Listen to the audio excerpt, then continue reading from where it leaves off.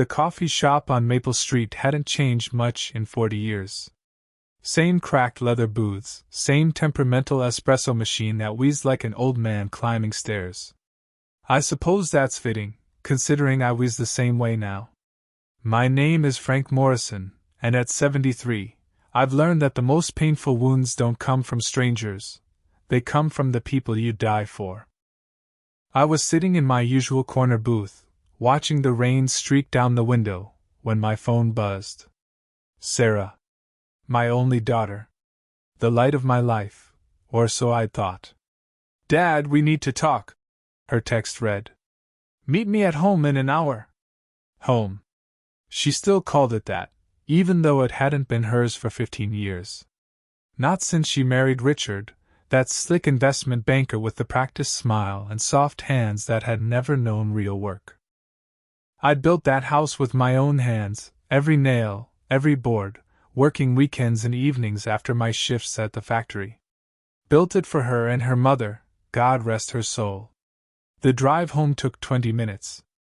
I could have made it in 15, but these days I don't rush toward bad news. Call it an old man's intuition, but something in Sarah's tone, even through text, set my teeth on edge. The house stood exactly as I'd left it that morning, a 2-story colonial with blue shutters that needed painting. I'd been meaning to get to those shutters, but my arthritis had been acting up. That's what I told myself, anyway. Truth was, some part of me had started to wonder what the point was. Who was I maintaining it for? Sarah's Mercedes was already in the driveway, that spotless silver thing that cost more than I'd made in 3 years at the factory. Richard's BMW sat beside it, black and gleaming like a predator at rest. They'd let themselves in with the spare key, the one I'd given Sarah for emergencies. I found them in the living room, sitting on my Margaret's old sofa, the one she'd picked out 6 months before the cancer took her. Sarah wore one of those severe business suits she favored now, all sharp angles and dark colors. Nothing like the sundresses she used to twirl in as a little girl.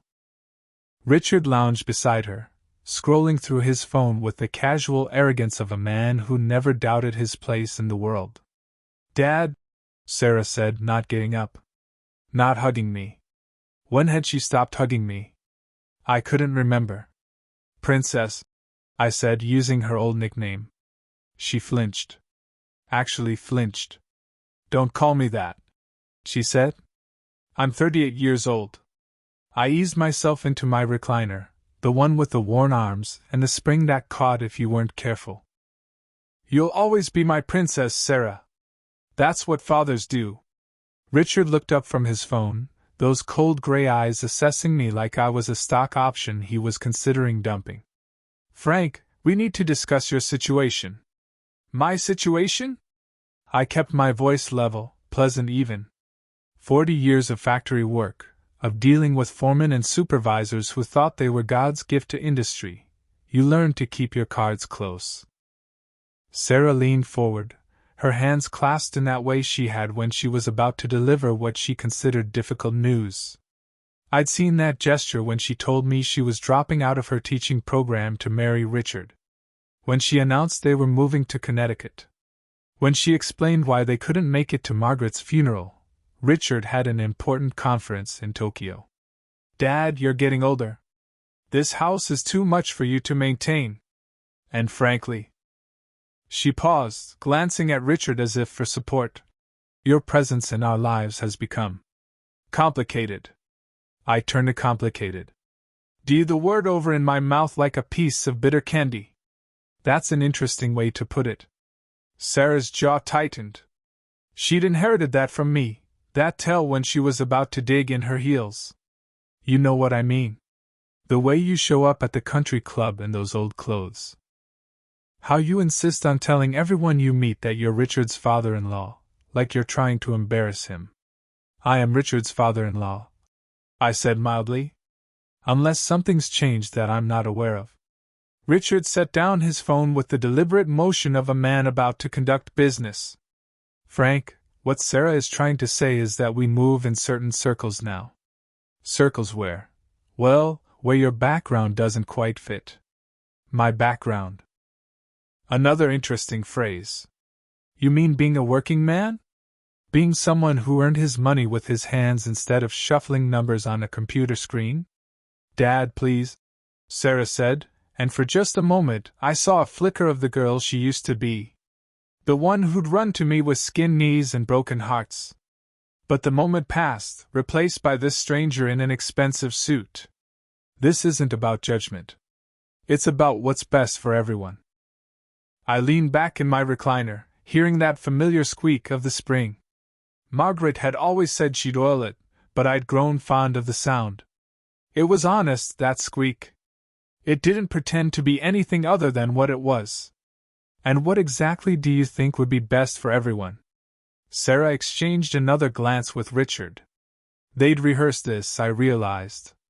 Practiced their lines like actors in a play where I was the unwitting audience. There's a very nice assisted living facility in Bridgeport, Sarah said, pulling out a glossy brochure from her purse. Sunset Meadows. They have activities, medical staff on site, people your own age to socialize with. I didn't reach for the brochure. I have a home. Which you can't maintain, Richard cut in. Sarah's noticed the declining condition. The gutters need cleaning, the yard's overgrown, and frankly, Frank, when's the last time you had a proper meal? You're not taking care of yourself. The gutters. The yard. Funny how they notice those things on their twice-yearly visits, but never offered to help. Never sent anyone to help. Just judgment, wrapped up in concern like a poisoned gift. I manage fine, I said. You're being stubborn, Sarah said, her voice taking on that edge I remembered from her teenage years. This is for your own good. No, I said quietly. This is for your convenience. The silence that followed was sharp enough to cut glass. Sarah's face flushed red, then white. Richard's expression hardened into something cruel. You want to know the truth? Sarah stood up, her hands shaking. Fine. You're an embarrassment. Do you know what Richard's colleagues say when they find out my father was a factory worker? Do you know how it feels to have to explain you? To make excuses for why you can't understand basic conversation at dinner parties. Each word was a needle, precisely placed. But I'd worked with hot metal and sharp edges all my life. I knew how to handle pain. And more than that. She continued, on a roll now. You're a burden.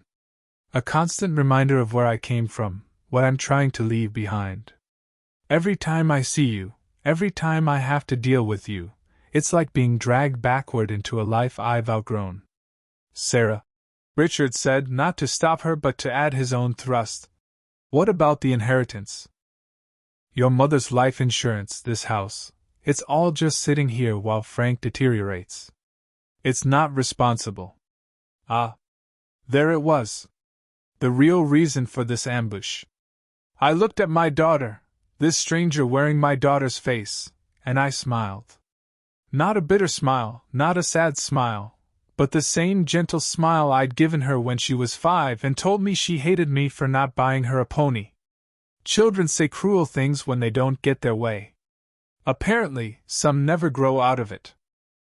I see, I said simply. Sarah blinked, thrown off by my reaction. She'd expected anger, maybe tears.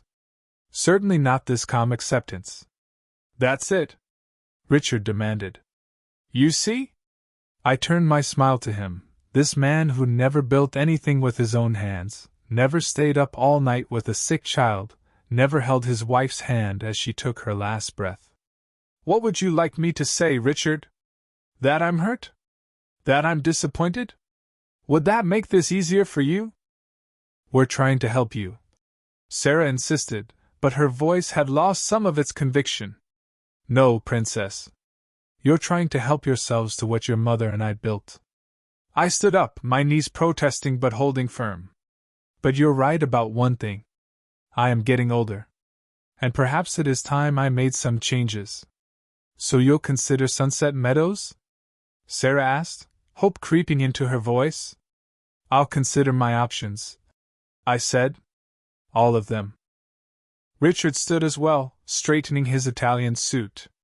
We'll need an answer soon, Frank. The facility has a waiting list, and we need to get the house on the market before winter. Of course. I agreed pleasantly. Wouldn't want to miss the selling season. They left shortly after, Sarah pecking my cheek with lips as cold as January frost, Richard shaking my hand with that firm grip he'd learned in some leadership seminar. I watched them drive away in their expensive cars, back to their expensive life in Connecticut, where my existence was an embarrassment to be managed. Then I went to my basement workshop, pushed aside the old toolbox that had been my father's, and pulled out the manila folder I'd been adding to for the past 3 years. Ever since I'd started noticing the changes in Sarah. Ever since I'd realized that my daughter had become someone I didn't recognize. The folder was thick with documents, photographs, bank statements, and correspondence. 3 years of careful preparation, of watching and waiting, of planning for the possibility that had just become reality. I picked up my phone and dialed a number I knew by heart. Tommy? It's Frank. Yeah, I'm ready to move forward with what we discussed. Can you meet me tomorrow? Good. And Tommy? Bring your brother. The one who works at the SEC. Tommy Catalano had been my best friend since we were kids throwing rocks at trains in the Bridgeport rail yards. We'd worked the same factory line for 30 years, raised our kids together, buried our wives within a year of each other. If there was anyone I trusted with what I was about to do, it was Tommy. We met at the old diner on Industrial Avenue, the one that still served real coffee, not that flavored nonsense they peddled at the chain places. Tommy's brother Vincent was already there, nursing a black coffee and looking every inch the federal investigator he was. Frank, Vincent said, standing to shake my hand. Tommy says you might have something interesting for me. I slid the folder across the table. Richard Pearson. My son-in-law. Investment banker at Cromwell and Associates. Vincent opened the folder, his expression never changing as he flipped through the contents. But I saw his eyes sharpen, the way a hunting dog's ears perk up when it catches a scent. How did you get these? He asked quietly. I'm just an old factory worker, I said. But I raised a daughter who used to tell me everything, including her computer passwords when she lived at home. Funny thing about people like Richard, they assume everyone else is as careless with security as they are. Sarah still uses variations of the same passwords she had in high school. You hacked into their accounts? Tommy asked, eyebrows raised. Hack is a strong word. Let's say I maintained access to accounts my daughter gave me permission to monitor when she was younger. And sometimes, when you're visiting your daughter's house and her husband leaves his laptop open, well, an old man's curiosity gets the better of him. Vincent was studying a particular set of documents now, photocopies of emails between Richard and someone named Chinwei. This is evidence of insider trading? Tax evasion? Wire fraud? I sipped my coffee. Yes. Frank, this could destroy him, Vincent said. Only if he's guilty, I replied. And only if someone were to, say, trigger an investigation by making certain transactions visible to the wrong people at the wrong time. Tommy laughed, a harsh bark that drew looks from other diners. You beautiful bastard. You've been planning this. For 3 years, I admitted. Ever since Richard made that comment at Margaret's wake about how at least her death would free up some capital for Sarah. I knew then what kind of man he was. So I started paying attention. Started documenting. But Sarah, Tommy began. Sarah made her choice today, I said. She chose her husband's world over her father's love. So be it. But she should have remembered something about growing up in a working-class family. We protect our own, and we don't forget. Vincent closed the folder. I can't officially take this. You understand that? But if certain information were to come to light through proper channels, if someone were to file a suspicious activity report. I understand completely, I said. I'm just an old man sharing concerns with friends. Vincent stood to leave, then paused. Frank, you know this will hurt Sarah too. Financially, socially. Everything she's built with him will come crashing down. I thought about my daughter's cold eyes, her words about being a burden, an embarrassment. She's not the girl I raised anymore, Vincent. That girl died somewhere between here and Connecticut, between working class and upper class. I'm not destroying my daughter. I'm destroying what she's become. After Vincent left, Tommy and I sat in comfortable silence for a while. That's not all you're planning, is it? He finally asked. I smiled. Remember when we were kids, and Joey Martinelli stole your bike? You waited 3 months before you got him back. Poured honey in his locker right before the biggest dance of the year. Brought every aunt in the school to his clothes. Patience, Tommy. It's all about patience. Richard and Sarah want my house, my money, Margaret's life insurance. They think I'm just a doddering old fool who'll roll over and play dead. But you're not. No, I said, pulling out another document. I'm not. Did you know that in Connecticut, there's no filial responsibility law? Children have no legal obligation to care for their elderly parents. But in Pennsylvania, where Richard's parents live, different story entirely. Tommy leaned forward, intrigued. What are you getting at, Frank? Richard's parents, Harold and Evelyn Pearson, are quite elderly. 91 and 89, respectively. They live in a mansion in Philadelphia that's worth about $4 million. But here's the interesting part. Harold has been showing signs of dementia for the past 2 years, and Evelyn just had a stroke. So Richard has been telling them he's managing their finances, taking care of everything. What he's actually been doing is bleeding them dry. Moving money from their accounts to offshore holdings, taking out loans against their property. Elder abuse, Tommy? Clear as day. Jesus, Frank? How do you know all this? I pulled out a photograph. It showed an elderly woman in a wheelchair, looking confused and frightened. Because Evelyn's nurse, Maria, goes to the same church as my cousin Anthony in Philadelphia. And Maria has been very concerned about the Pearsons' welfare. She reached out to family members, looking for help. Guess who never returned her calls? Richard. And Sarah. Maria called Sarah 6 times. Sarah told her to mind her own business, that family matters were private. I set down another document. But in Pennsylvania, if you suspect elder abuse, you're legally required to report it. And if adult children have the means to support their parents but refuse to do so, they can be held liable. Tommy whistled low. You're going to report Richard for abusing his own parents while he's trying to steal your money. The irony isn't lost on me, I admitted. But that's just the appetizer, Tommy. The main course is much more interesting. I pulled out a leather journal, worn and familiar. Margaret's handwriting covered the pages in neat blue ink. Maggie's diary? Tommy asked, recognizing it. From her last year. She knew she was dying, Tommy. And she knew what Sarah was becoming. Look at this entry. I opened to a marked page and read aloud. Sarah came to visit today. Spent the whole time on her phone with Richard, discussing our assets. She doesn't know I heard her tell him that once I'm gone, they can convince Frank to sign everything over. She called him malleable when grieving.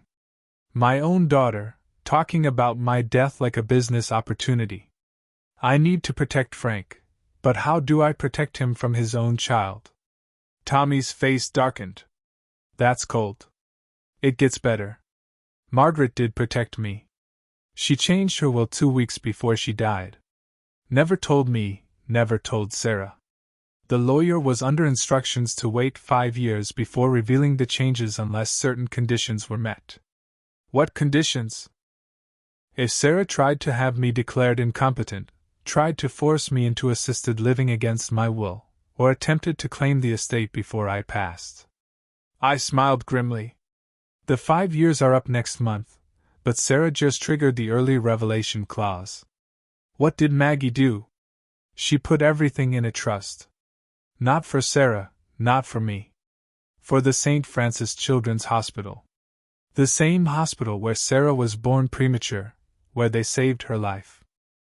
If Sarah attempts to take anything from me against my will, she loses everything. Every penny of her inheritance. Tommy sat back, stunned. Margaret knew? She knew. She saw what I was too blind to see. Our daughter had chosen money over family, status over love. So Margaret made sure that choice would cost her everything. That evening, I made several more phone calls. Each one to someone Sarah and Richard had dismissed, ignored, or insulted over the years. The network of working-class people they thought were beneath notice. First was Carlos, who cleaned Richard's office building. Carlos had keys to every office, knew the schedules, saw everything but was invisible to men like Richard. Carlos had been very helpful in documenting Richard's after-hours meetings with certain unsavory characters.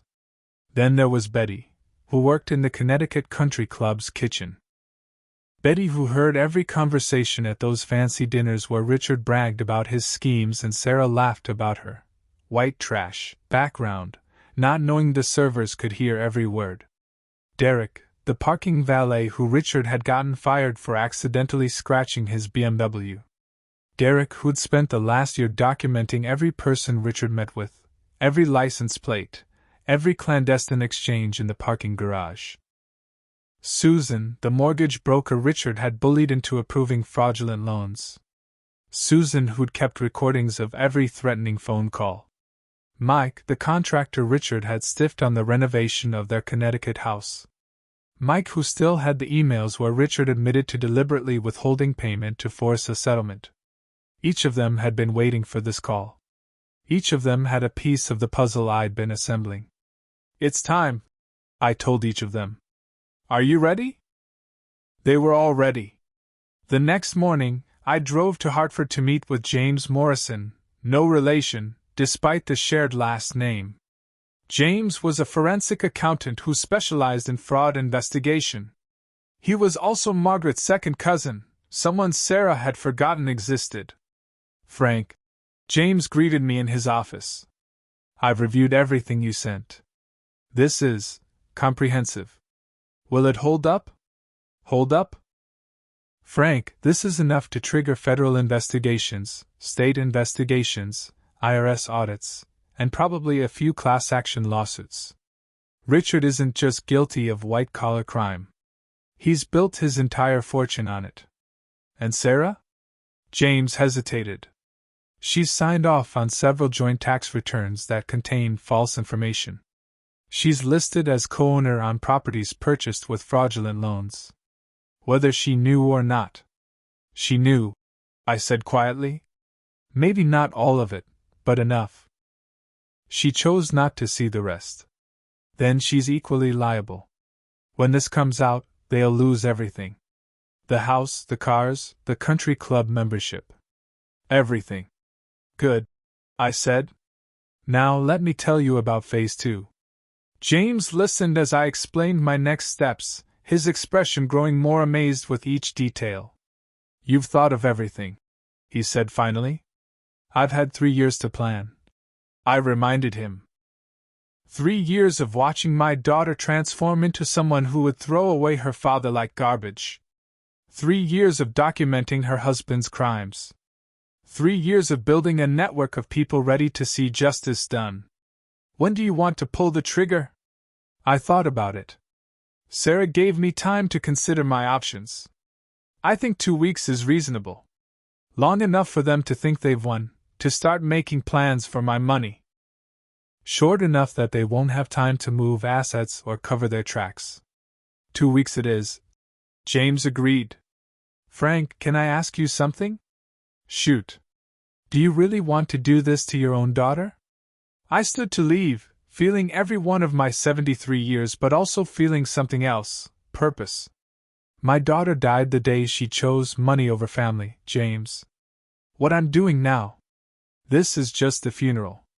The next 2 weeks passed in a blur of careful preparation. I played my part perfectly, the confused, defeated old man considering his options. I even called Sarah to ask questions about Sunset Meadows, listening to her barely concealed excitement as she thought I was capitulating. "They have wonderful facilities, Dad," she gushed over the phone. "A library, a game room, even a little garden where residents can plant flowers." "That sounds nice, Princess," I said, using the nickname deliberately now, knowing how it grated on her. "And the best part is, once you're settled, we can handle all the paperwork for the house sale. You won't have to worry about anything. You've always been so thoughtful," I said, meaning something entirely different than what she heard. While I played the doddering fool for Sarah, I was actually quite busy. I met with Margaret's lawyer, Robert Henley, to officially invoke the revelation clause in her will.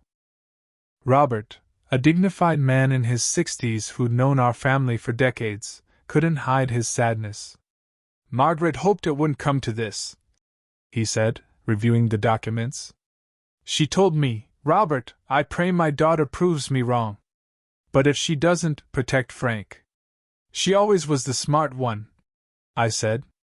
"The trust is ironclad, Frank. I drew it up myself, and I've defended it against challenges before. Once I notify Sarah of its existence and terms, any attempt to force you into care or claim your assets will trigger the donation clause. When will you notify her? You tell me when, and I'll have the certified letters delivered within 24 hours. I also visited Harold and Evelyn Pearson in Philadelphia. It took some doing. I had to go through Maria, the nurse, and pretend to be a concerned family friend. What I found broke my heart." Harold didn't recognize me, of course, but he kept asking for Richard. "My son promised he'd visit," he said, clutching my hand with fingers like paper. "He's managing everything, you know. Such a good boy." Evelyn was more lucid, despite the stroke. Her left side was paralyzed, but her eyes were sharp with a pain that had nothing to do with physical ailment. "He took it all, didn't he?" she whispered when Harold dozed off. "Our money, our securities." I tried to stop him, but he had power of attorney. "How much?" I asked gently. "3 million, maybe more. He said it was for investments, for our own good. But I know my son. He's always been." She struggled for words, empty inside. Like something's missing where his heart should be. I held her good hand. "Mrs. Pearson, what if I told you there might be a way to get justice?" Her eyes filled with tears. "He's still my son. And Sarah's still my daughter. But that doesn't mean we have to let them destroy us." She squeezed my hand with surprising strength. "Do what you have to do." Before I left, I made sure Maria had my number and assured her that help was coming.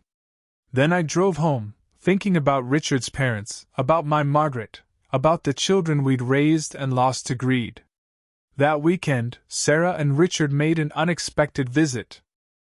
They brought a realtor with them, a sharp-dressed woman named Monica who walked through my house like she was cataloging inventory. "The bones are good," Monica said, running her manicured nails along the doorframe I'd carved by hand. "But it'll need updating. These old places always do. I'd say we could list it for $450,000, maybe $475,000 if we stage it properly. The house is worth at least $600,000, I said mildly. Monica gave me a condescending smile. "In this market? With all the work it needs? You're lucky to get what I quoted." "Monica's giving us a deal, Dad," Sarah said. "She's Richard's colleague's wife. All in the family, so to speak. All in the family." I wanted to laugh at the irony. Richard was in my workshop, poking around with the casual entitlement of someone who already considered it his. I found him looking at my tools, my father's tools, with distaste. "We'll need to clear all this junk out," he said, not hearing me approach. "Maybe convert it to a wine cellar. Something with actual value. Those tools built this house," I said. He jumped slightly, then recovered. "Frank, Yes, well, I'm sure they have sentimental value to you. Perhaps you can take a few small items to Sunset Meadows. How thoughtful. He missed the sarcasm entirely. Sarah and I have been discussing the timeline. We think it's best if you transition quickly. Less traumatic that way, like ripping off a bandage. And I suppose you've already worked out what happens to everything else? Margaret's jewelry, the furniture, the photo albums? Sarah will preserve anything truly important, he said, which we both knew meant anything valuable would be sold and everything else would be trashed. That evening, they took me to dinner at what Sarah called a nice restaurant. It was one of those places with tiny portions on enormous plates and waiters who described each dish like they were reciting poetry. This must be a special occasion, I said, looking at the prices on the menu. It is, Sarah said, reaching across the table to pat my hand. The gesture was so false it made my skin crawl. We're celebrating your new chapter. My new chapter, I repeated. How poetic. Richard ordered wine, a $300 bottle that he made sure everyone knew the price of. He swirled it in his glass like he'd seen in movies, pretending at sophistication. Frank, he said, after his second glass, I want you to know that despite our differences, I respect what you've accomplished. Building a life from nothing, raising a family on a factory salary. It's admirable in its own way. In its own way, I echoed. What Richard means, Sarah interjected, is that your generation had different opportunities, different challenges. You did the best with what you had. And what did I have, exactly? Pride, Richard said, warming to his theme. Good old-fashioned American pride. You worked hard, saved your pennies, built something modest but respectable. There's honor in that. Modest but respectable, I said. You know, Richard, you're right. I did build something. Want to know what it was? They exchanged glances, uncertain where this was going. I built a file, I said pleasantly. Actually, several files. About 3 years' worth of files. Richard's wine glass paused halfway to his lips. Files? Documentation. Evidence. Proof. I took a sip of my water. You see, when you called me a simple factory worker at Margaret's funeral, I realized something. You thought simple meant stupid. You thought because I worked with my hands, I couldn't possibly understand the complex financial world you inhabit. Dad, Sarah started. But here's the thing about factory work, I continued. It teaches you patience, precision, attention to detail. One loose bolt, one measurement off, and the whole production line shuts down. So we learn to document everything. Check everything. Verify everything. Richard set down his wine glass carefully. What are you talking about, Frank? I'm talking about Chinwei. Douglas Martinez. The Cayman accounts. The fraudulent loans on your parents' properties. I smiled at their frozen faces. Should I continue? The color drained from Richard's face so fast I thought he might faint. Sarah's mouth opened and closed like a landed fish. You can't, Richard stammered. Know about the insider trading? The tax evasion? The elder abuse? I pulled out my phone, showed them a photo of me with Harold and Evelyn. Your parents send their regards, by the way. Your mother's quite lucid, despite what you told the court to get power of attorney. You visited my parents? Richard's voice cracked. Someone had to. They haven't seen you in 18 months, despite living just 2 hours away. But you've seen their bank accounts plenty, haven't you? Sarah found her voice. Dad, whatever you think you know. I know everything, Princess. Every dirty deal, every forged signature, every bribe and threat. I know about the SEC investigation that's about to drop. I know about the IRS audit that's already begun. I know about the Pennsylvania elder abuse charges that will be filed Monday morning. You're bluffing, Richard said, but sweat was beading on his forehead. Am I?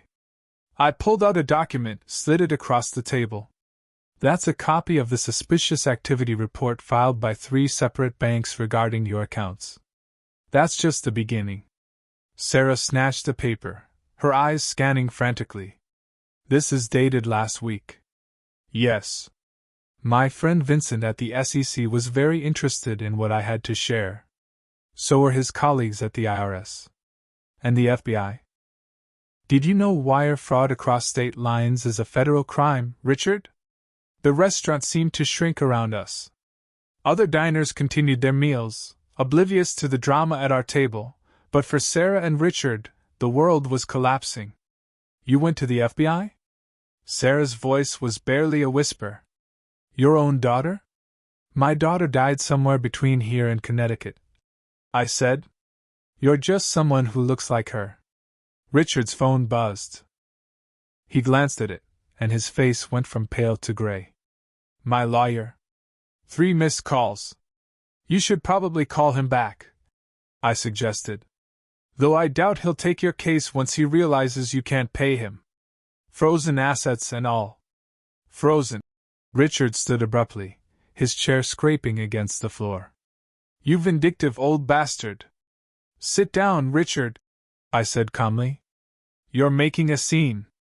Wouldn't want to embarrass yourself in front of all these important people. He sat, his hands trembling. Sarah was crying now, silent tears streaming down her face. For a moment she looked like the little girl who used to cry when she couldn't solve her math homework. But that girl would never have chosen money over family. There's more, I said, pulling out another document. This is a letter from Robert Henley, your mother's attorney. There's something about her you should know. Sarah took the letter with shaking hands. As she read, her tears stopped, replaced by something closer to shock. A trust? She breathed. She put everything in a trust? Triggered by any attempt to force me into care against my will or claim my assets before my death. Congratulations, Princess. You just donated your entire inheritance to St. Francis Children's Hospital. That's not legal, Richard said desperately. We'll contest it. With what money? I asked. Your accounts are frozen. Your clients will abandon you once the investigations go public. Your parents are filing charges against you. And Sarah here is about to be charged as an accomplice to fraud. Dad, please, Sarah begged. We're family. Family? I laughed, but there was no humor in it. Family doesn't call each other burdens. Family doesn't try to lock each other away to steal their money.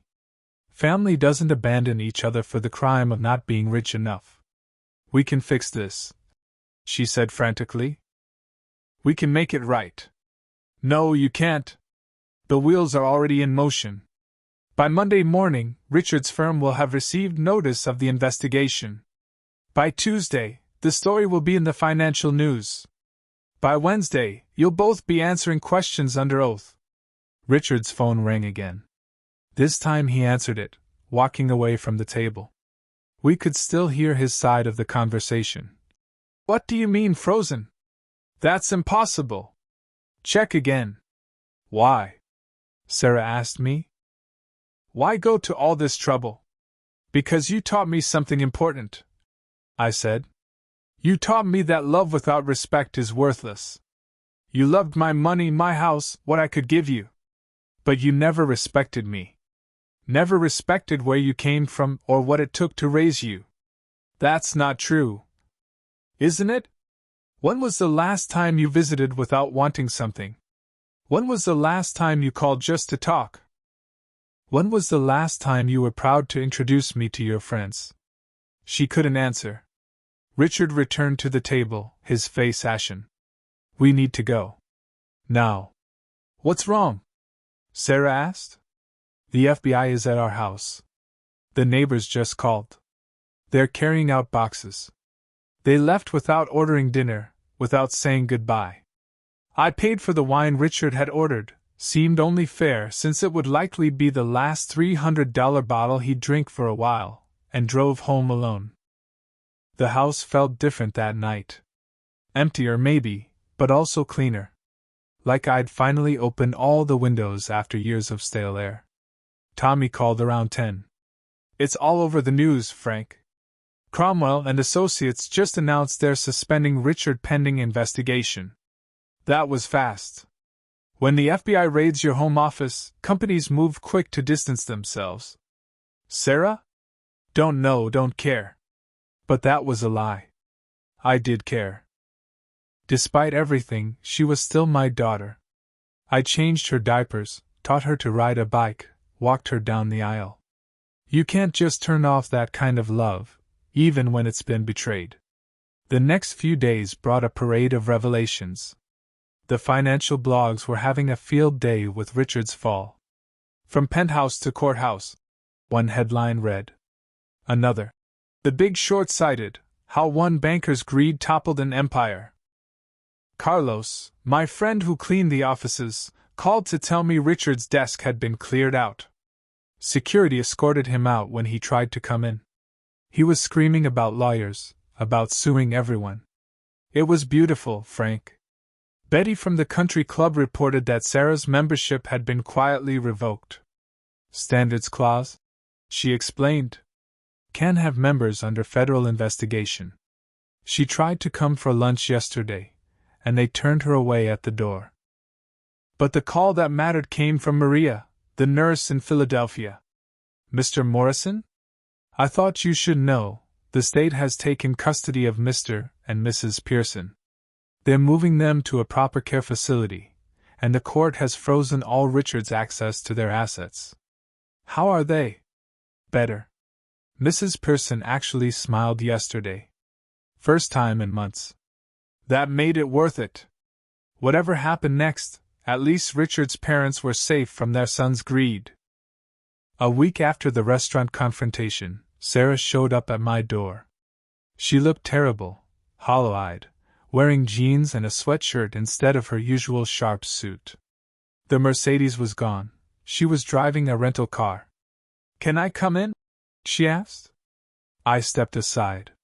She walked into the living room, sat on her mother's sofa, and looked around like she was seeing it for the first time in years. "It looks the same," she said softly. "I'm not much for change. Mom's pictures are still everywhere. She's still everywhere to me." Sarah started crying then. Not the manipulative tears from the restaurant, but real, gut-wrenching sobs. I didn't comfort her. I just waited. They took everything. She finally managed. The house, the cars, the accounts. Richard's being charged with 15 counts of fraud. They say he could get 20 years. And you? Accessory to fraud. My lawyer thinks he can get me probation if I cooperate fully. Will you? She laughed bitterly. With what choice? Richard already threw me under the bus. Told them everything was my idea, that I manipulated him because I wanted my father's money.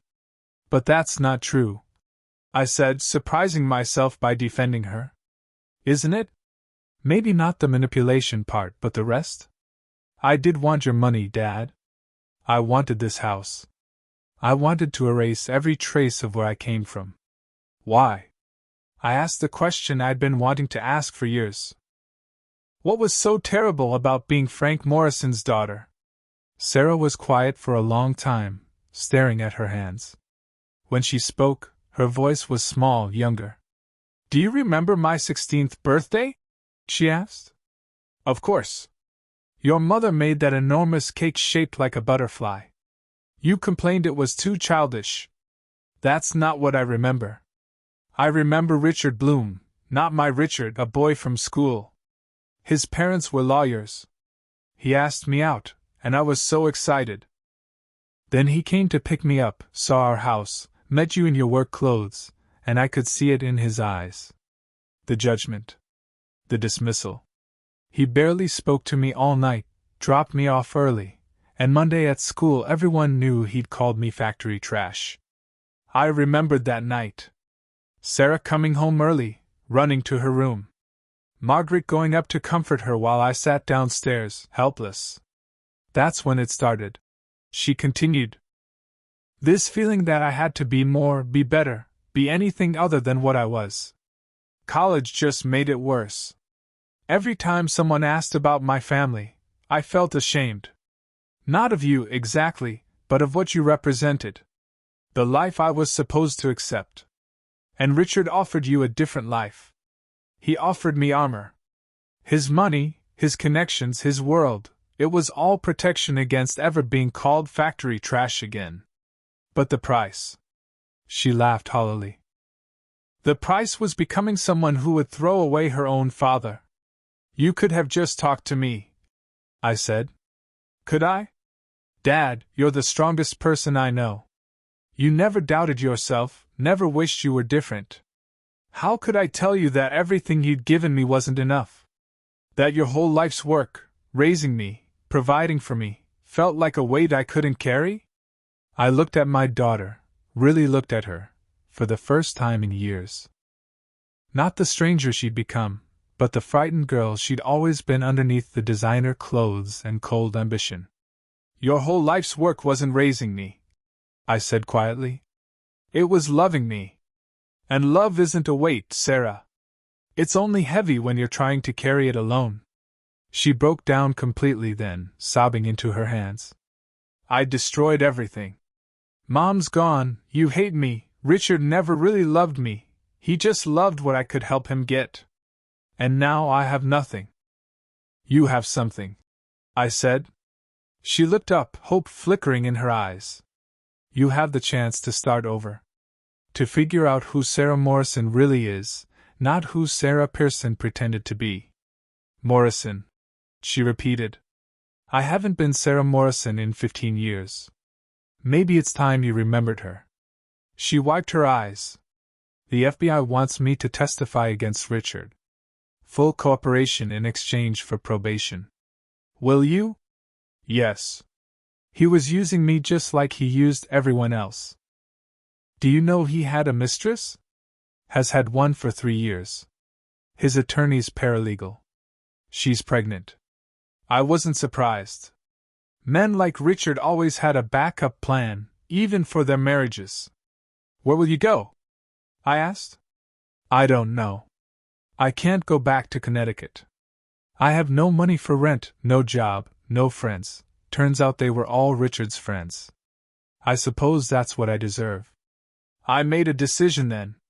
Maybe it was foolish, maybe it was weak, but she was still my daughter. The garage apartment is empty, I said. It needs work, but it's livable. She stared at me. You'd let me stay? After everything? On conditions. You get a job, a real job, not some fancy position Richard arranges. You pay rent, even if it's just a token amount. You help with the house maintenance. And you go to therapy to figure out why you became someone who could throw away family for money. Dad, And one more thing. You visit your mother's grave. You tell her what you've done and who you want to become. She can't answer, but maybe you'll hear what you need to hear anyway. Sarah nodded, tears streaming again. I'll take the apartment. I'll get a job. I'll do whatever it takes. We'll see, I said. Words are easy. It's the doing that's hard. Sarah moved into the garage apartment 2 days later. She had 2 suitcases. The FBI had seized everything else as potential evidence. I watched from the kitchen window as she carried them up the stairs, looking smaller and younger than she had in years. The first week was rough. She'd come down for dinner sometimes, and we'd eat in awkward silence. Other times, I'd hear her crying through the thin walls. But she got up every morning, put on the simple clothes she'd bought from Goodwill, and went job hunting. She found work at a local elementary school, administrative assistant, $15 an hour.